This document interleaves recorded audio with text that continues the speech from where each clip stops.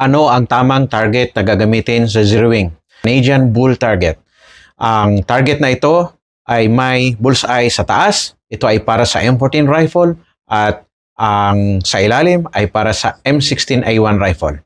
Para sa M16A1 rifle, ilagay lamang sa unmarked position at i-adjust mo ang front sight hanggang sa mailagay mo doon sa ilalim. 1 inch na circle ang 3 o 5 bala.